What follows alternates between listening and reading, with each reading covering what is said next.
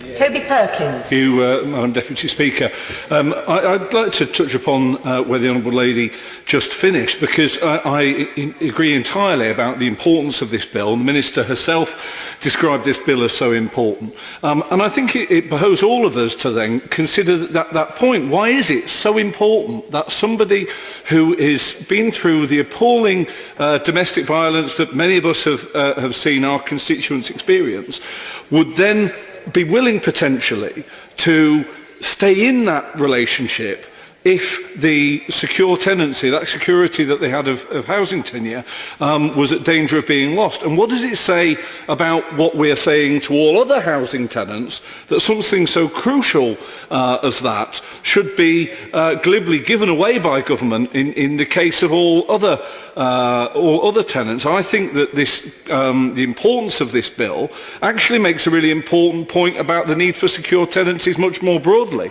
And we heard from the Honourable gentleman from Hitchin and Harpenden about this being a Tory party manifesto commitment. I didn't realise there were any Tory party manifesto commitments still standing, so I welcome it if indeed it was. But I don't remember the part of the general election campaign where the Tory party told us they were going to take away secure tenancies for all other council housing tenants. So I don't entirely understand how it was that they committed in that they would ensure for domestic violence victims something they hadn't told everyone else they were going to take away from them. Now, I support particularly the amendments that my honourable friend has brought forward.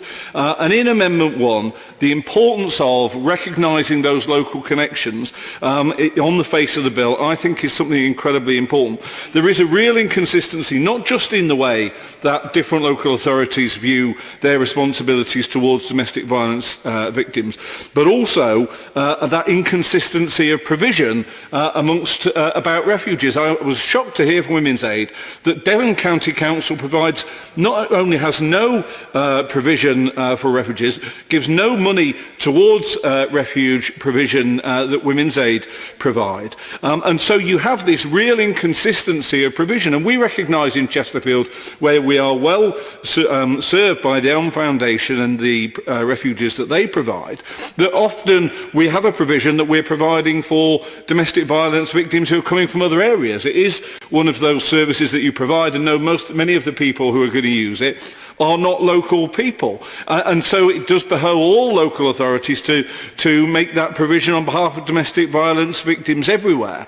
And if there is that inconsistency of provision, what ends up happening is those areas that have the greatest provision in terms of those refugees end up taking more people onto their council house waiting list, end up providing it. And so those who are best in terms of providing refugees also see the greatest pressure on those housing services. And I think that that's a real disincentive to local authorities to make that provision.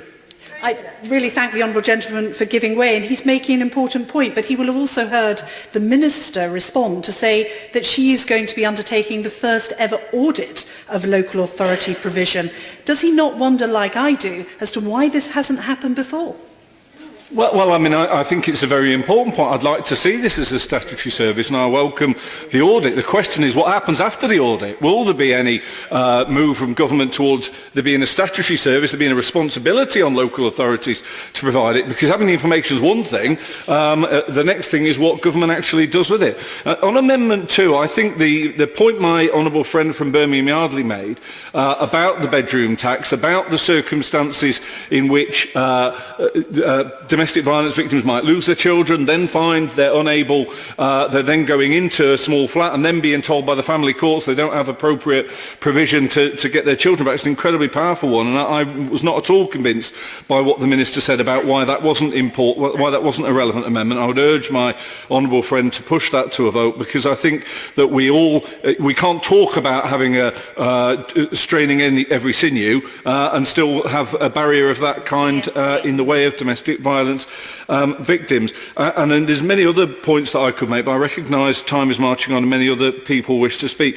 I would finally like to say that there is a broader need here for us to recognise the threat to refugees that is there, not only because of local authority funding cuts, but also because of proposed changes to housing benefit and the impact that that could have on refuge provision. I urge the government, if they're serious about supporting domestic violence victims, to make every possible representation to the Department of Work and Pensions that the current moves that will halt those housing benefit changes are finally knocked out and those changes are made for good. So I support the government on bringing forward this bill, but I urge all members to support particularly Amendment 2, but all of these amendments, because I think they will give further power to the important bill that the government's brought forward.